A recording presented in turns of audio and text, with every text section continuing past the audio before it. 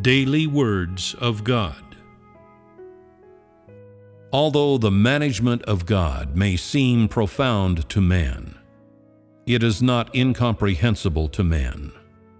For all the work of God is connected to His management, is related to the work of mankind's salvation, and concerns the life, living, and destination of mankind.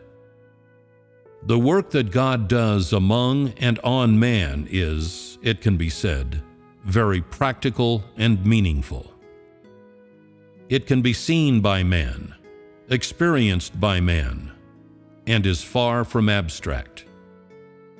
If man is incapable of accepting all the work that God does, then what is the significance of this work? And how can such management lead to man's salvation? Many of those who follow God are only concerned with how to gain blessings or avoid disaster. At the mention of the work and management of God, they fall silent and lose all interest. They believe that knowing such tedious questions will not grow their lives or be of any benefit. And so, although they have heard messages about the management of God, they treat them casually. And they do not see them as something precious to be accepted. Much less do they receive them as part of their lives. Such people have one very simple aim in following God: to gain blessing. And they are too lazy to attend to anything that doesn't involve this aim. For them, believing in God to gain blessings is the most legitimate of goals and the very value of their faith. They are unaffected by anything that cannot achieve this objective. Such is the case with most of those who believe in God today. Their aim and motivation seem legitimate, because at the same time as believing in God, they also expend for God, dedicate themselves to God, and perform their duty.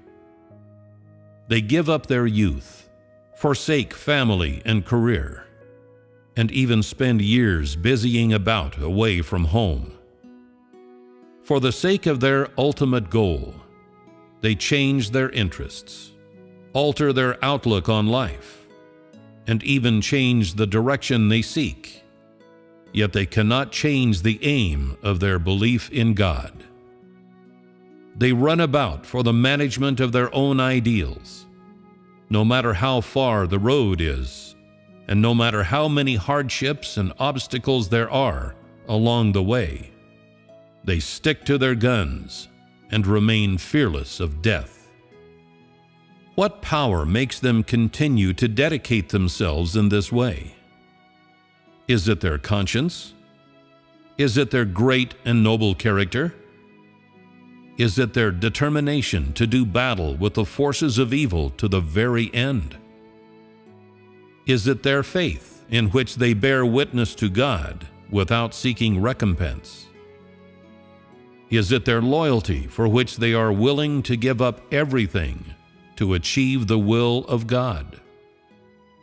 Or is it their spirit of devotion in which they've always foregone personal, extravagant demands? For people who have never known the work of God's management, to give so much is, quite simply, a wondrous miracle. For the moment, let us not discuss how much these people have given. Their behavior, however, is highly worthy of our analysis. Apart from the benefits that are so closely associated with them, could there be any other reason for these people who never understand God to give so much to Him? In this, we discover a previously unidentified problem. Man's relationship with God is merely one of naked self-interest. It is the relationship between the receiver and giver of blessings. To put it plainly, It is like the relationship between employee and employer. The employee works only to receive the rewards bestowed by the employer. In a relationship like this, there is no affection, only a deal. There is no loving and being loved, only charity and mercy. There is no understanding, only resignation and deception. There is no intimacy, only a gulf that cannot be bridged. When things get to this point, who is able to reverse such a trend? And how many people are capable of truly understanding how desperate this relationship has become?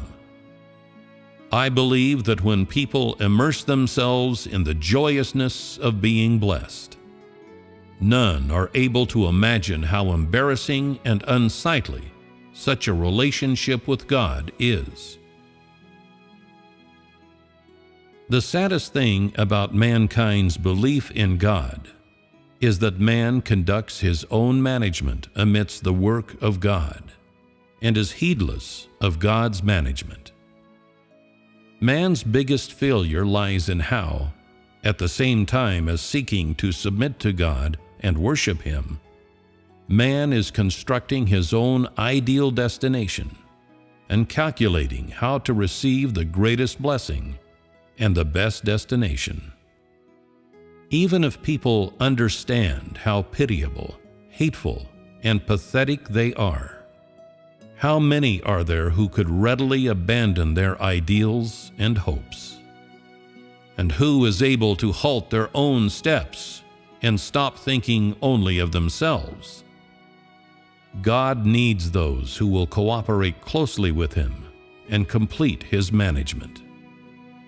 He requires those who will devote their mind and body to the work of His management in order to submit to Him. He does not need people who will hold out their hands and beg from Him every day. Much less does He need those who give a little and then wait to be repaid the favor. God despises those who make a small contribution and then rest on their laurels.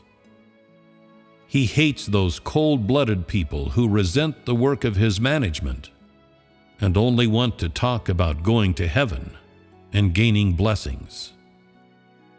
He has an even greater loathing for those who take advantage of the opportunity presented by the work He does in saving mankind.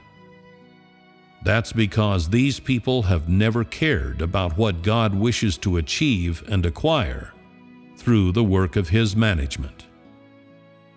They are only concerned with how they can use the opportunity provided by the work of God to gain blessings. They are uncaring of God's heart, being wholly preoccupied with their own future and fate. Those who resent the work of God's management and have not the slightest interest in how God saves mankind and His will are all doing what pleases them independent of the work of God's management.